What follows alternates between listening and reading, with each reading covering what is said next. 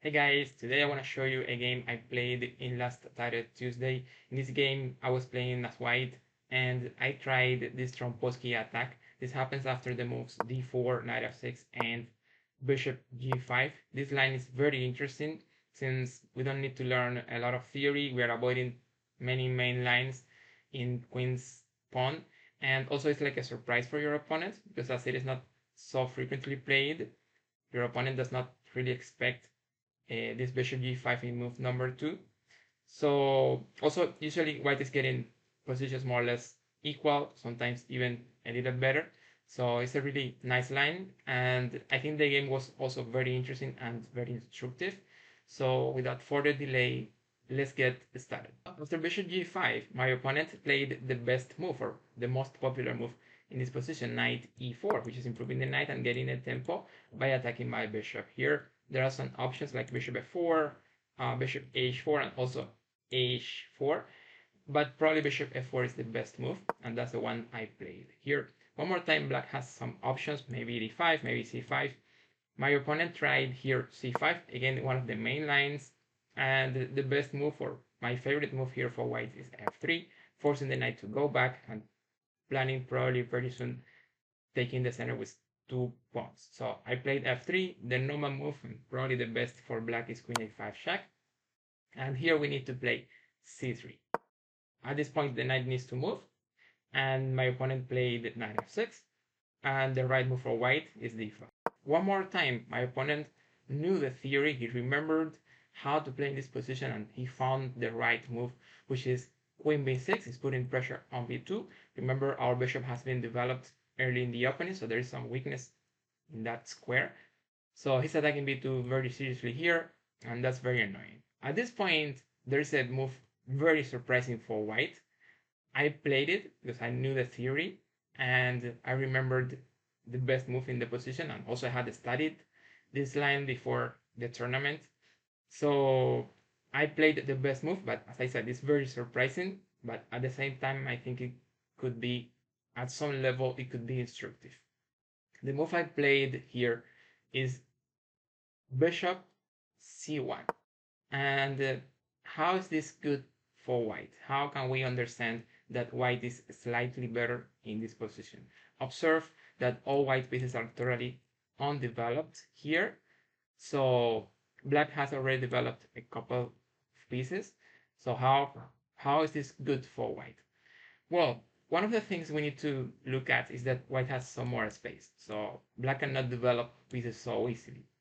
And also when they move pawns, they cannot move too much, like only up to d6, as we are playing moves like e4 and c4, and then we will have a lot of space in the center.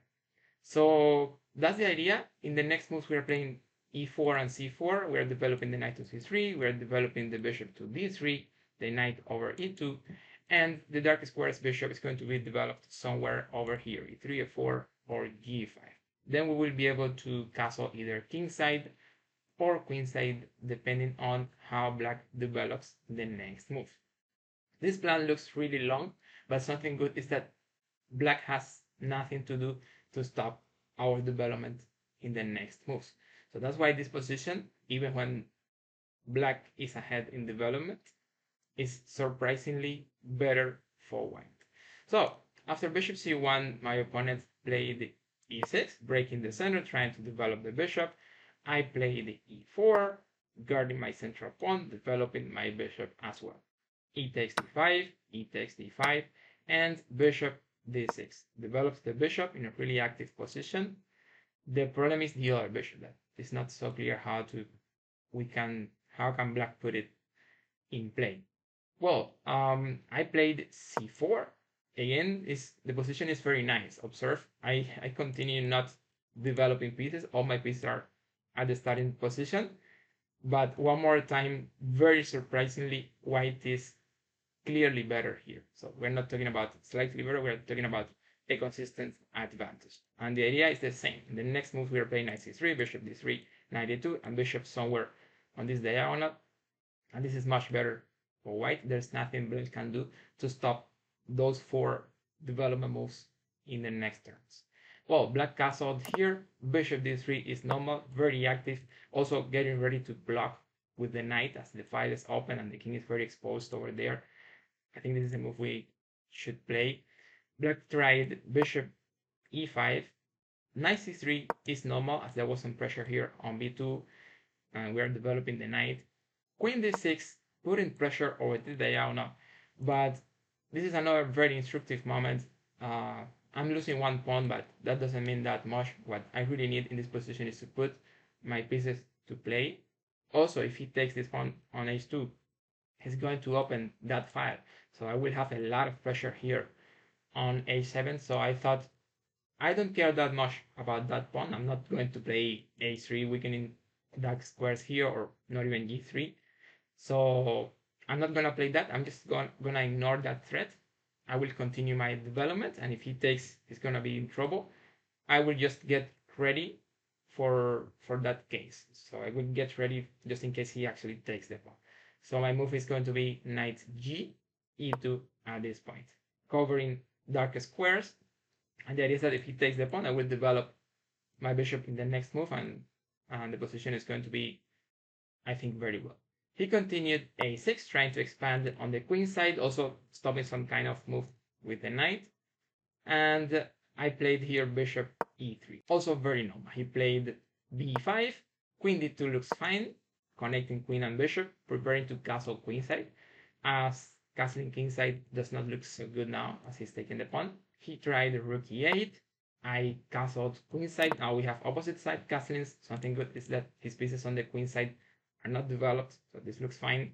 Bishop e7, f4, which is forcing a trade of the bishop for the knight on c3. Actually, the engine likes a lot in this position the move g4, expanding on the king side, planning g5 followed by knight e4. That looks really fine. Also, the fact that the pawn is here dominates this knight on f6, so it looks like a really nice idea. Well, I tried f4. I thought it was much more logical. It's very tempting. And he took the knight on c3, is the only move, knight takes c3, and then b4, attacking my knight. At this point, I found this weakness here on c5. He doesn't have a good way to defend, so I played knight a4. And he continued knight e4 here. And now, well, I'm getting an important advantage, even more. So I can just remove that knight on e4. He takes back. And now I cannot take directly here. He's taking the pawn on c4. However, I can play a move where I defend and I counter-attack. And that move is queen d3. Now the rook is threatened, so he needs to defend. And he thought, well, as I'm losing the pawn on c5 and he continues with a lot of space and a lot of threats, I'm just going to sacrifice the exchange and get rid of this good dark squares bishop. So he just played here rook takes a4. And I thought, well, I don't need to take the rook immediately. I can just play knight takes e5. I'm attacking the bishop. I keep this threat on the rook on f4. So this is still looking really good for white. He played bishop c8. He needs to defend the bishop. And then knight e4 is very strong. We continue with the threats. And also remember, the rook is a dependent piece. It's depending on the queen. So this is looking good. Queen e5, bishop takes a4. I decided to take the exchange already. Queen takes a4, king b1, because I'm in check. And d6. Rook f1 is very normal here. Improving one piece, getting a tempo. Queen e5 was played, and the next move is also extremely normal. Rook d e1, improving, and also getting tempo here, because there are some threats over there. My opponent played here bishop f5, and this is a key moment in the game. Here I found a really nice tactics. It's not like a huge combination, but I think it's an instructive and beautiful tactic sequence. So I will say it very soon. I don't want to spoil anything, but if you want, you can pause the video and try to find it. It's going to be a really good training exercise.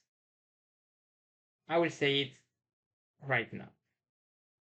So the move I played in this position, the tactic sequence I found, was rook takes f5, and the idea is that after queen takes f5, the queen is on the same line as our queen, unprotected, but also e8 is very close. I mean, we're about to mate there. All we need to do to activate both threats is to get rid of the knight on e4. So I'm just going to discover or clear by moving the knight, and then he's going to be in trouble. There is this move, knight f6, and if he captures with the pawn, he loses the queen, at least. And if he captures with the queen, well, then we have rook e8 checkmate. If you guys have any question, let me know in the comments. If you want to learn how to play Trompowsky Attack, this line we played in this game, check out this interesting video. It should be somewhere over here. I'm sure you will enjoy it and it will help you a lot. Thank you so much, guys. Like, subscribe. See you on the next.